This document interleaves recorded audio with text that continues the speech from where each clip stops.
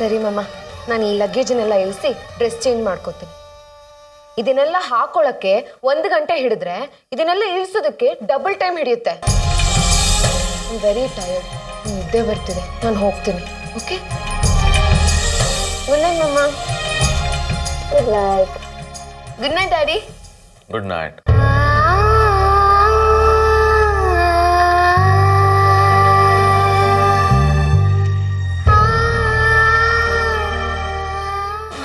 ಸ್ವಾತಿ, ಸ್ವಾತಿ,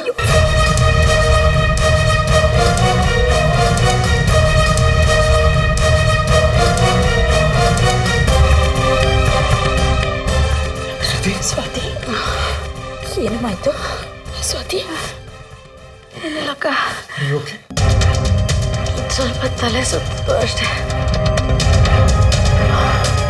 ಸ್ವಾತಿ, ಇನ್ನು ಈ ವಿಷಯನ ಮಯೂರಿನ ಮುಚ್ಚಿಡೋದು ಒಳ್ಳೇದಲ್ಲಮ್ಮ. ನಾನು ಈಗಲೇ ಹೋಗಿ ಅವಳಿಗೆಲ್ಲ ವಿಷಯ ದೂರಿಸ್ಬಿಡ್ತೀನಿ. ಪ್ಲೀಸ್ ನನ್ನ ಮಾತು ಕೇಳು. ಈಗ ಅವಳು ಡಾನ್ಸ್ ಪರ್ಫಾರ್ಮೆನ್ಸ್ಗಿಂತ ನನ್ನ ಆರೋಗ್ಯ ಮುಖ್ಯ. ಬೇಡಕ್ಕ, ಪ್ಲೀಸ್.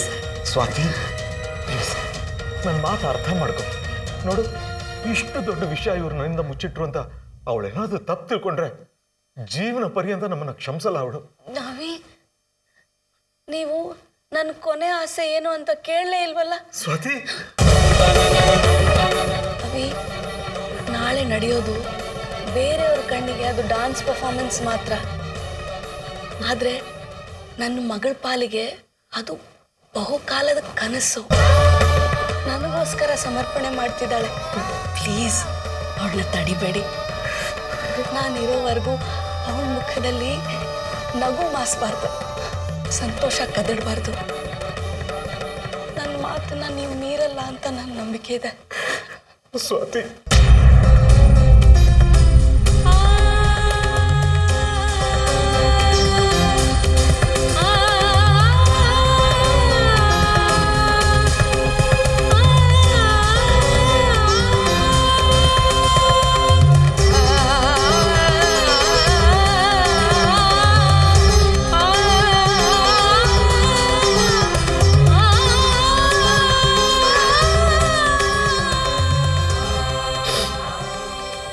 ಓಕೆ.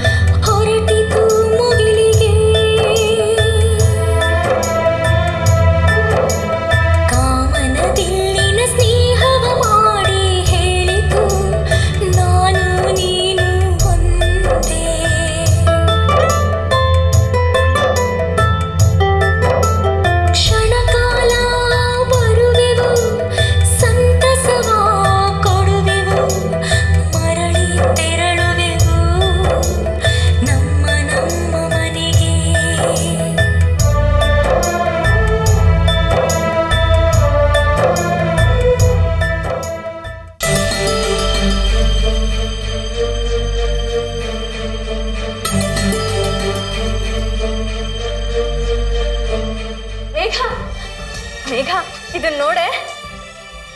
ಏನಿದು? ಮೊದಲು ಓದು.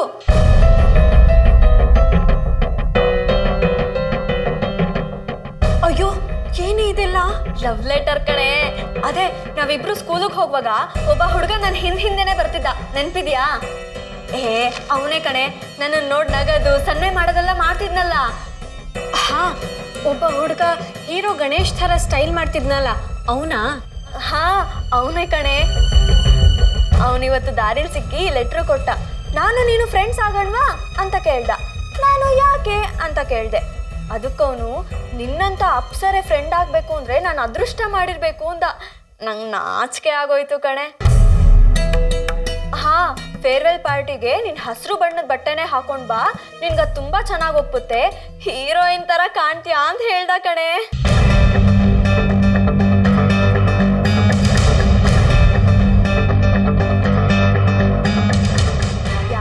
ಹಾಗೆ ನೋಡ್ತಿದ್ಯಾ? ಓ, ಅರ್ಥವಾಯ್ತು ಬಿಡು. ನಮ್ ಹಿಂದೆ ಎಲ್ಲ ಹುಡುಗರು ಪೈಪೋಟಿ ಮಾಡ್ಕೊಂಡು ಬರ್ತಾ ಇರ್ತಾರೆ, ನಾವ್ ಮಾತಾಡ್ಸಿದ್ರೆ ಸಾಕು ಅಂತ ಕಾಯ್ತಿರ್ತಾರೆ. ಅದೇ ನಿನ್ನ ನೋಡಿದ್ರೆ ಯಾರು ತಿರುಗ್ ಕೂಡ ನೋಡಲ್ಲ ಅಂತ ತಾನೇ? ಇಲ್ಲ ಕಣೆ, ಹಾಗೇನೂ ಇಲ್ಲ. ಸಾಕ್ ಸುಮ್ನಿರೆ, ಸುಳ್ಳು ಹೇಳ್ಬೇಡ, ಬಾಯ್. ನೋಡು ಹೇಗಿದ್ಯಾ ನೀನ್, ಈ ತರ ಬಿಚ್ಚೋಲೆ ಗೌರಮ್ಮನ್ ತರ ತಲೆ ತುಂಬಾ ಎಣ್ಣೆ ಮೆತ್ಕೊಂಡು ಮುದ್ಕಿರ್ ತರ ಹೇರ್ ಸ್ಟೈಲ್ ಮಾಡ್ಕೊಂಡು ದೇಹಕ್ಕಿಂತ ದೊಡ್ಡದಾಗಿರೋ ಬಟ್ಟೆಗಳನ್ನ ಹಾಕೊಂಡಿದ್ರೆ ನಿನ್ನ ಅಕ್ಕ ಅಂತ ಕರೀತಾರೆ ವಿನಃ ಡಾರ್ಲಿಂಗ್, ಬ್ಯೂಟಿ ಅಂತೆಲ್ಲ ಯಾರು ಕರೆಯಲ್ಲ. ಸರಿ ತಾನೇ ನಾನು ಹೇಳಿದ್ದು? ಹೌದು, ನಿಜನೇ ಕಣೆ. ಅಲ್ವೇ ಮೇಘ, ನಿನಗೇನೇ ಕಡಿಮೆ ಆಗಿರೋದು? ದೇವ್ರು ನಿಂಗೆ ಲಕ್ಷಣವಾದ ಮುಖ ಕೊಟ್ಟಿದ್ದಾನೆ. ನೀಟಾಗಿ ಡ್ರೆಸ್ ಹಾಕೊಂಡು, ಸ್ಟೈಲ್ ಆಗಿ ಹೇರ್ ಸ್ಟೈಲ್ ಮಾಡ್ಕೊಂಡು, ಹೈ ಹೀಲ್ ಸ್ಲಿಪ್ಪರ್ ಹಾಕೊಂಡು ಒಂದ್ ರೌಂಡ್ ಹೋಗಿ ಬಂದ್ ನೋಡು. ಹುಡುಗರು ನಿನ್ ಹಿಂದೆ ಸಾಲ್ಗಟ್ ನಿಲ್ಲಿಲ್ಲ ಅಂದ್ರೆ ನನ್ನ ಹೆಸರನ್ನೇ ಬದಲಾಯಿಸ್ಕೊಳ್ತೀನಿ. ಇಲ್ಲ ಕಣೆ, ನನಗೆ ಹಾಗೆಲ್ಲ ಇರೋದಕ್ಕೆ ಇಷ್ಟ ಇಲ್ಲ. ಅದಕ್ಕೆ ಕಣೆ ನಿನ್ನ ಅಜ್ಜಮ್ಮ ಅಂತ ಕರೆಯೋದು.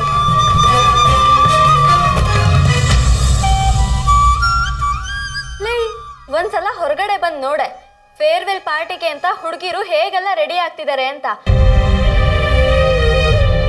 ಬ್ಯೂಟಿ ಪಾರ್ಲರ್ಗೆ ಹೋಗೋದೇನು, ಮೇಕಪ್ ಮಾಡ್ಕೊಳ್ಳೋದೇನು, ವೆರೈಟಿ ಬಿಂದಿಗಳನ್ನ ಬಳೆಗಳನ್ನ ತಗೊಳ್ಳೋದೇನು, ನಾನ್ ಚೆನ್ನಾಗಿ ಕಾಣ್ಬೇಕು ಅಂತ ಪೈಪೋಟಿಗೆ ನಿಂತಿದ್ದಾರೆ. ನೀನ್ ನೋಡಿದ್ರೆ ಬಿಡು, ನಿಂಗಿವೆಲ್ಲ ಎಲ್ಲ ಅರ್ಥ ಆಗ್ಬೇಕು. ಎಷ್ಟೇ ಆದ್ರೂ ನೀನ್ ಅಜ್ಜಮ್ಮ ಅಲ್ವಾ? ನಾನಿನ್ನೂ ಮೇಕಪ್ ಸಾಮಾನೆಲ್ಲ ತಗೊಳ್ಬೇಕು, ತಡ ಆಗುತ್ತೆ. ನಾನು ಬರ್ತೀನಿ, ಬಾಯ್.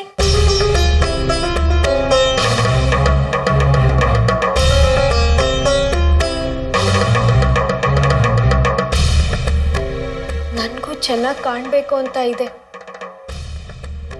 ಎಲ್ಲರಿಗಿಂತ ಅಂದವಾಗಿ ಸಿಂಗಾರ ಮಾಡಿಕೊಂಡು ಫೇರ್ವೆಲ್ ಪಾರ್ಟಿಗೆ ಹೋಗ್ಬೇಕು ಅನ್ನೋ ಆಸೆನೂ ಇದೆ. ಆದ್ರೆ ಅಮ್ಮ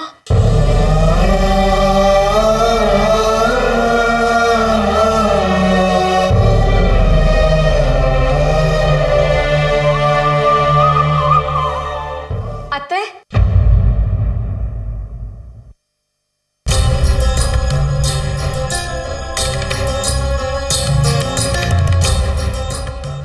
ಅತ್ತೆ, ಚಿಕ್ಕಮ್ಮ,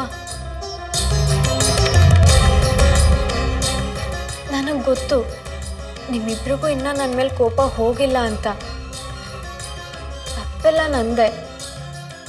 ನಿಮ್ಮಿಬ್ಬರ ಹತ್ರ ಅಷ್ಟೊಂದು ಒರಟಾಗಿ ಮಾತಾಡಬಾರ್ದಾಗಿತ್ತು ನಾನು. ಆದರೆ ಅದಕ್ಕೊಂದು ಕಾರಣ ಇತ್ತು. ಅದು ಬ್ಲೌಸ್ ಒಳಗೆ ಹಾಕೋತಾರಲ್ಲ, ಒಳ ಉಡುಪು. ಏನು ಉಡುಪು? ಒಳ ಉಡುಪು ಅದು ನನ್ನ ಹತ್ರ ಇರಲಿಲ್ಲ.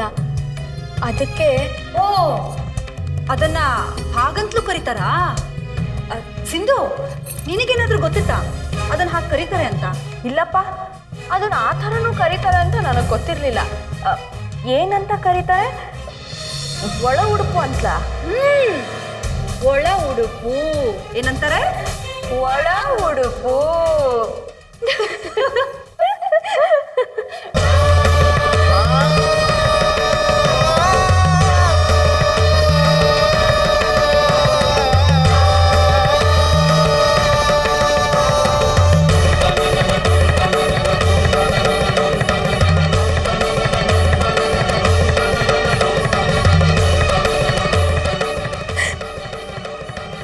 ಇಲ್ಲ, ನನಗೆ ಫೇರ್ವೆಲ್ ಪಾರ್ಟಿ ಬೇಡ.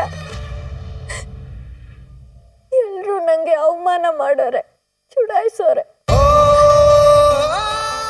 ಅಮ್ಮ ಬಿಟ್ಟು ಬೇರೆ ಯಾರು ನನ್ನ ಭಾವನೆಗಳನ್ನ ಅರ್ಥನೇ ಮಾಡ್ಕೊಳ್ಳಲ್ಲ.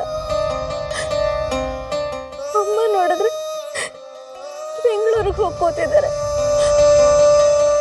ಇಲ್ಲ, ನಾನು ಎಲ್ಲೂ ಹೋಗಲ್ಲ. ಯಾವ ಫೇರ್ವೆಲ್ ಪಾರ್ಟಿಗೂ ಹೋಗಲ್ಲ.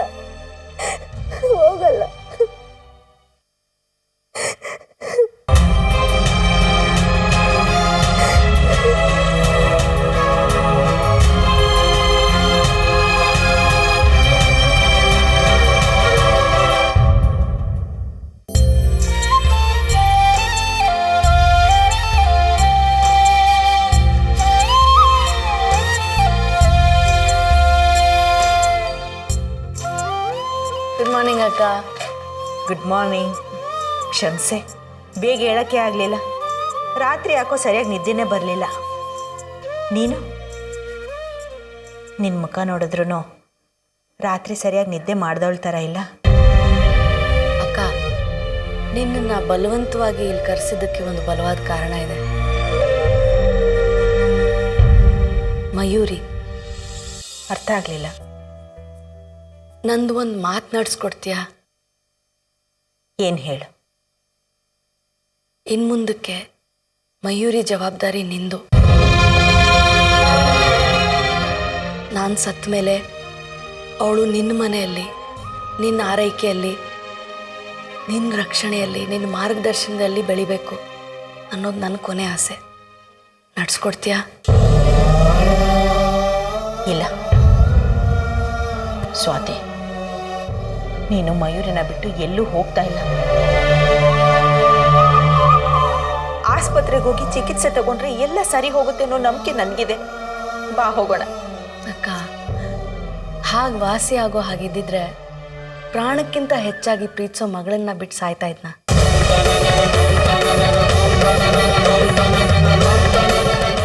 ನನಗೆ ಯಾವ ಕ್ಷಣದಲ್ಲಿ ಏನಾಗುತ್ತೆ ಗೊತ್ತಿಲ್ಲ.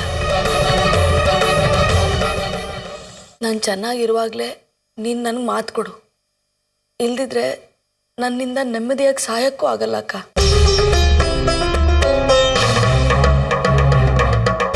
ಸ್ವಾತಿ, ನಾನು ನಿನಗೆ ಮಾತು ಕೊಡ್ತೀನಿ. ಇನ್ಮೇಲೆ ಮಯೂರಿ ನನ್ನ ಮಗಳೇ. ನಾನು ಮೇಘನ್ ಹೇಗೆ ನೋಡ್ಕೊತಾ ಇದ್ನೋ ಮಯೂರಿನೂ ಹಾಗೆ ನೋಡ್ಕೊತೀನಿ.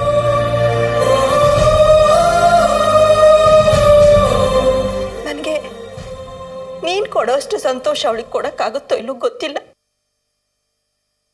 ನನ್ನ ಶಕ್ತಿ ಮೀರಿ ಆ ಪ್ರಯತ್ನ ಮಾಡ್ತೀನಿ.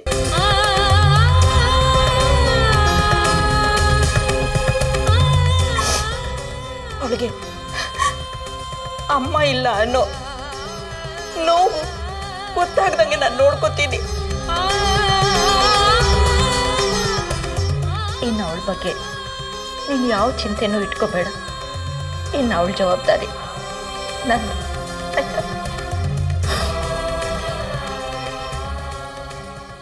ಮಮ್ಮ,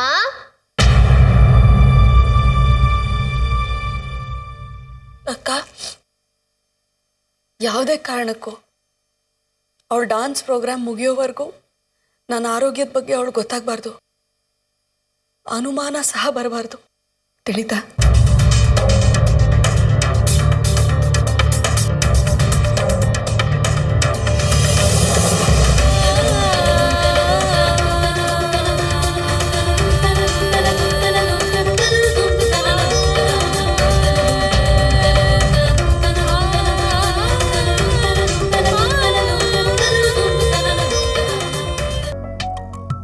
ಮೇಘ, ನೀನೇನು ಗಾಬರಿ ಆಗ್ಬೇಡ ಕಣೆ. ಸರ್ಪ್ನ ಪೂರ್ತಿಯಾಗಿ ಹೊರ್ಕೊಂಡ್ರೆ ಒಳ ಒಡಪು ಕಾಣಲ್ಲ.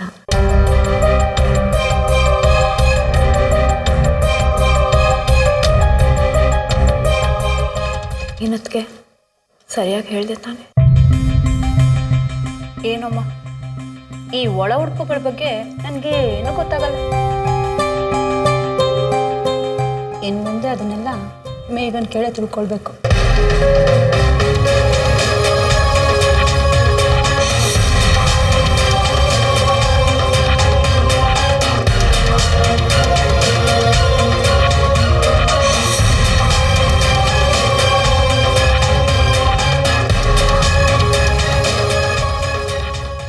ಯಾರು ಏನೇ ಅಡುಗೆ ಮಾಡಿದ್ರು ನಮ್ಮ ಸುಮತಿ ಕೈ ರುಚಿ ಬರೋದಿಲ್ಲ.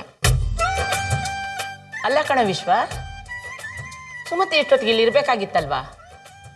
ಒಂದಿನಕ್ಕೆ ಹೋಗಿ ಬರ್ತೀನಿ ಅಂತಂದೋಳು, ಇನ್ನೂ ಯಾಕೆ ಬಂದಿಲ್ಲ?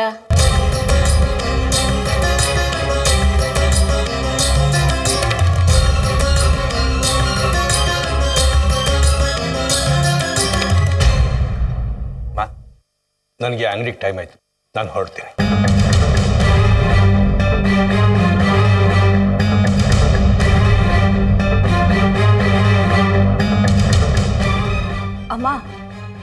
ಬಹುಶಃ ಯಾವುದೋ ಮುಖ್ಯವಾದ ಕಾರಣನೇ ಇರಬೇಕು. ಇಲ್ಲಾಂದ್ರೆ ಅದಕ್ಕೆ ಹಾಗೆಲ್ಲ ಬೇರೆಯವ್ರ ಮನೇಲಿ ಉಳ್ಕೊಳ್ಳಲ್ಲ.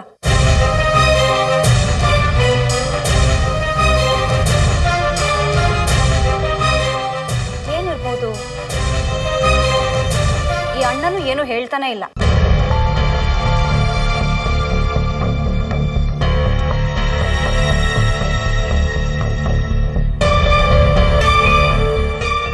ಈಗ ನಿಮ್ಮಮ್ಮ ಇನ್ನೂ ಅಲ್ಲೇ ಯಾಕಿದ್ದಾರೆ ಅಂತ ನಿನಗೆ ಗೊತ್ತಿಲ್ವಾ? ನೀನು ಯಾಕೊಂದು ಕೆಲಸ ಮಾಡಬಾರ್ದು? ಅವ್ರ ಹತ್ರನೇ ಹೇಳಿ ಅದನ್ನು ತರಿಸ್ಕೋಬಹುದಲ್ಲ.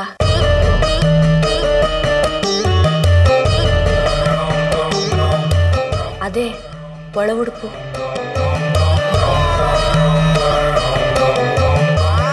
ಬೆಂಗಳೂರಿನಲ್ಲಿ ಇಲ್ಲಿ ಸಿಗೋದಕ್ಕಿಂತ ಚೆನ್ನಾಗಿರೋ ಸಿಕ್ತವಂತೆ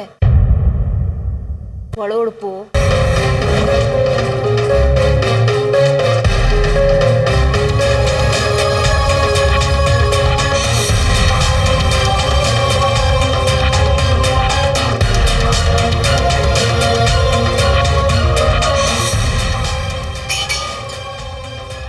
ಮೇಘ ಯಾಕೆ ಅರ್ಧಕ್ಕೆ ತಿಂಡಿ ಬಿಟ್ಟೋದು? ನನಗೇನು ಗೊತ್ತು?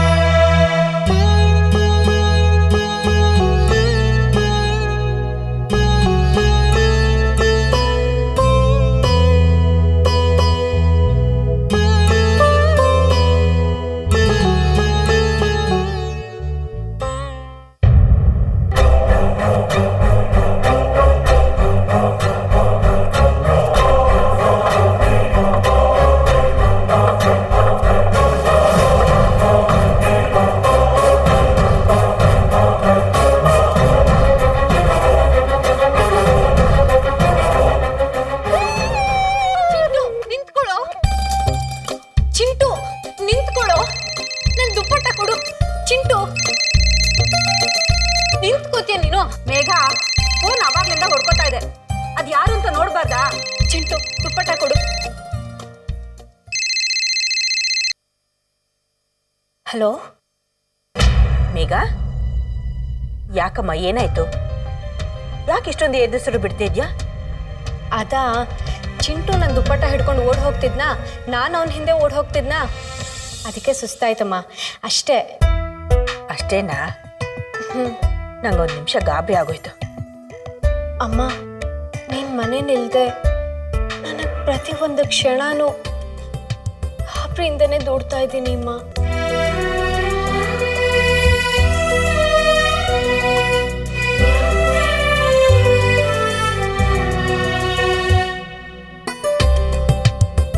ಹಲೋ, ಹೇಳಮ್ಮ. ಮೇಘ, ಇದು ನಿನ್ ಸ್ವಾತಿ ಚಿಕ್ಕಮ್ಮ ಮಾತಾಡ್ತಿರೋದು. ಚಿಕ್ಕಮ್ಮ ನಮಸ್ಕಾರ, ಹೇಗಿದ್ದೀರಾ? ನಾ ಚೆನ್ನಾಗಿದ್ದೀನಿ, ನೀ ಹೇಗಿದ್ಯಾ? ನಾನು ಚೆನ್ನಾಗಿದ್ದೀನಿ. ನನ್ನ ನೆನಪಿದ್ಯಾ ನಿನಗೆ? ಏನು ಚಿಕ್ಕಮ್ಮ ನೀವು, ನಿಮ್ಮನ್ನ ಮರೆಯೋದಕ್ಕಾಗತ್ತಾ? ಸುಳ್ಳು.